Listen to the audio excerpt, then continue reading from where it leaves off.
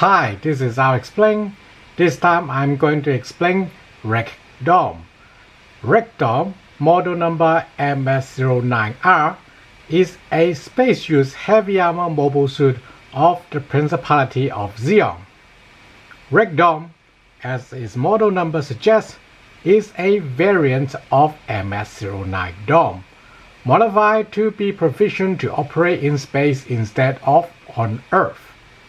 Despite being a variant, Rec Dome is arguably more influential than Dome for mobile suit development in universal century. Rec Dome is another good example of mobile suit going back to their prototypes or even trial types to solve new problems. After a month of Dome's mass deployment, Xi'an was losing ground on Earth and started to lose control of the Earth's orbit.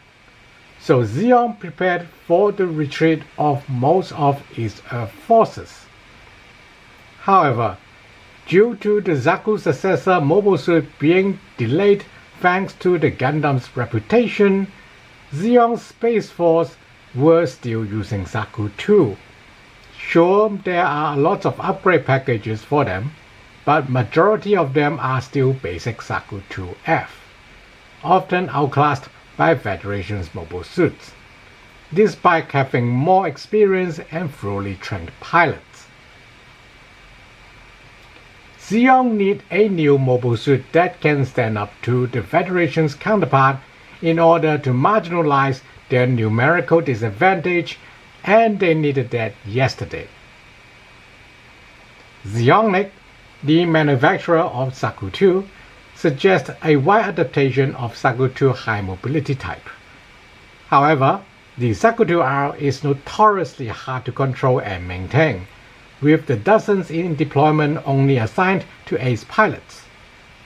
A wide adaptation would simply result in even less mobile suit available for Xi'an to fight with. Zimat, who had developed the Type R package and Dome, suggests they can retrofit those thermal rockets used on Zaku 2R into Dome, because that's how they build some Dome prototypes. Like we had talked about in the MS-09 Dome's video, Zimat was developing Dome alongside with the nuclear thermal jets, and Zimat was sent back twice by Xi'an High Command to improve Dome's compatibility with Zaku 2 and Goof.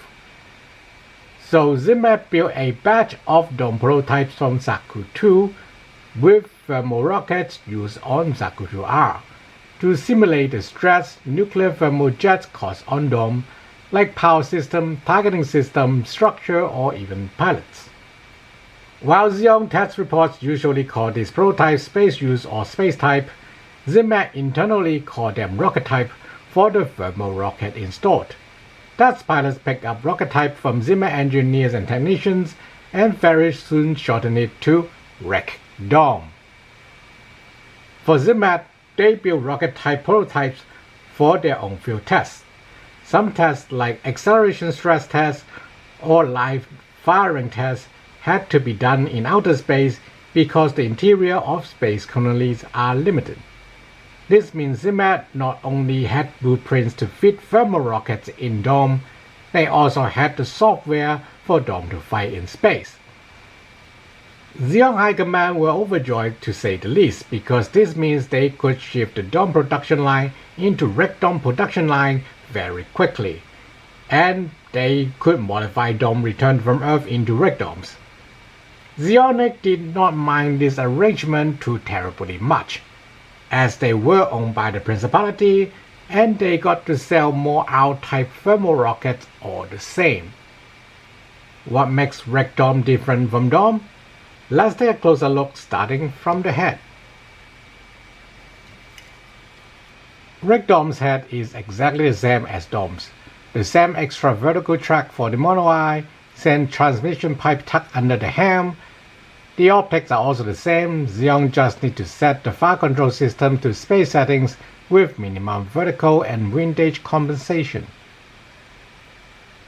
Rec Dome's torso, at least on the front, is exactly the same as Dome's. Thick, broad armored chest and thicker hatch for the cockpit. Some wreck domes did receive new reactor, but most of them just used the same one used on dome. Some records suggest the dust lining underneath wreck dome's armor had been removed for more internal space, but judging how dusty asteroids and space battlefields would be, I would say that's a poor assumption. Wreck dome skirts are the same as domes. The rocket thrusters are missing, just like the dome G-frame we had looked at. Wreck dome's legs externally are the same as domes. Just like the skirt, the thruster rocket underneath the lower leg armor is missing on this G-frame like dome. Some records suggest the shock absorbers inside the lower legs are replaced to provide more space for rocket propellant, but these records also show an illustration that is exactly the same as domes. Wreck dome is supposed to be significantly lighter than dome when emptied, giving it more carry weight to carry extra propellant, but I think Xeon had learned their lesson at this point and stopped sacrificing logistics for a little bit of optimization. The weight saving and big difference between wreck dome and dome are the feet. Most of the differences are internal, but you can still see from the bottom of the foot. Wreck dome has big rocket thrusters in the middle with RPG motors on the side, while dome has a single jet in the middle with skirts around it to generate lift. Universal Century's thermal rockets had a lot less component compared to the old Century's hydrogen rockets, even as early as the 1-year war. Whereas hoverjets would still require components to drive air through them, even in a bladeless design. That's how wreck dome managed to save a lot of weight for its propellant storage. Now the information gets a bit hazy, rather wreck dome still retains the auxiliary Minovsky reactor in dome's feet. These auxiliary generators are the core of the nuclear thermal jets on dome. If they are removed, then the auxiliary generators would be gone as well. You can see that wreck dome typically has less generator output than dome, presumably from the removal of these auxiliary reactors. However, there are dome variants that have nuclear thermal jets would have lower total power output like wreck dome, where wreck dome 2, a post-unification maintenance project version of wreck dome, who does not have nuclear thermal jets, has the same total power output as dome. So what seems to be happening is that there are some dome variants that would draw power from the hoverjets, while some do not. Wreck dome, while retaining those auxiliary generators, only use them to power its thermal rockets. By the time they revised wreck dome into wreck dome 2, they figured out how to tap into these reactors even without the hoverjets. And if ZMAT did not change power configurations between the rocket type prototype and wreck dome, it was very likely wreck dome just wasn't fully tapped into its full potential until wreck dome 2. Wreck dome's arms are the same as domes. Sure, there is no need for the extra torque to carry things in space, but having beefier arms are still beneficial for combat, so they stay as is.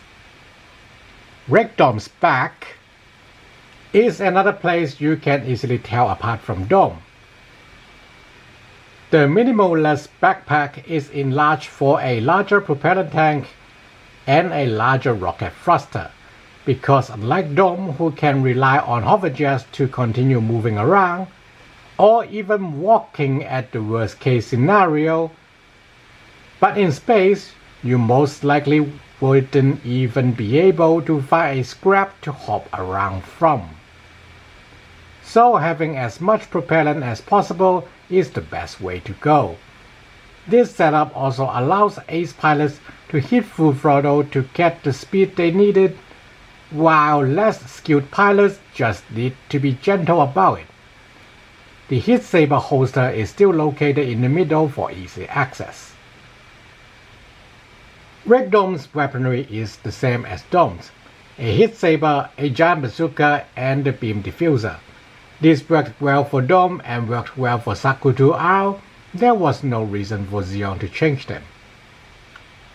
Since we still have some time, we can talk about the color decor of Dome and Rig Dome. Zimat originally painted their prototypes in black and gray instead of black and purple like you see here. The head had red around the model eye for ship crews to see the otherwise well blended in Dome. Even the first prototypes sent to Earth were in black and gray. Xeon began to paint Dome in black and purple as they were being piloted by the Black TriStars, a team of ace pilots who managed to capture General Reeves from the Federation in the Battle of Loom. Their domination were cut short by Gundam during the Battle of Odessa, but Xeon ground forces would continue to use the color scheme because it works well at night, as Dome were often used for night grays in order to slow Federation advances. For Rig Dome, the black and purple color scheme blends into the void of space pretty well too, so Xeon kept it as is. Rig Dome, being more readily available than Jugok and more powerful than Zaku 2, turned them into the bulwark of Xeon during the later stage of the 1-Year War. They were heavily present in the defense of Space Fortress Solomon and Abo Aku. In the Battle of Solomon, Gundam, the White Devil himself, cut down 12 of them in 5 minutes, and there were still a lot more Rig Domes coming out to defend the Space Fortress. There was even a rumor running around after the 1-Year War that the White Devil was overwhelmed by the sheer number of Rig Domes in Solomon. We know that's not true because we know Armor Ray was also present in Abo Aku and years later joined the Grips War. But that speaks to volume to the importance of Rig Dome for Xeon during those battles. Xeon had prepared personalized Rig Dome for their ace pilots, but most of them either received Jugok or either new mobile suit or even mobile armor shortly after. So there were relatively little records of Rig Dome being used by ace pilots. Like we had mentioned, with the mass production of Jugok started, Rig Dome like Zaku 2 also get a revision, and Rig Dome 2 is an altering type mobile suit much like Jugok and Zaku 2F2. Since Rig Dome was the most active mobile suit at the end of the 1-Year War, it also means most Xeon Remnant pilots went into hiding with their Rig Domes. Most of them would receive upgrade as they continued to rebel against the Federation, but some still retain in their original Rig Dome guise during the Dallas Fleet Rebellion 3 years later. Rig Dome is more influential than the original Dome because after the 1-Year War, instead of researching more efficient nuclear thermal jets, more efforts was spent on developing hover mode for thermal rockets. While nuclear thermal jets almost certainly needed to couple with a generator, thermal rockets can get their heat from the main reactor either through power or cooling system. This means most mobile suits could have their operation range and speed increased without drastically change to its hardware.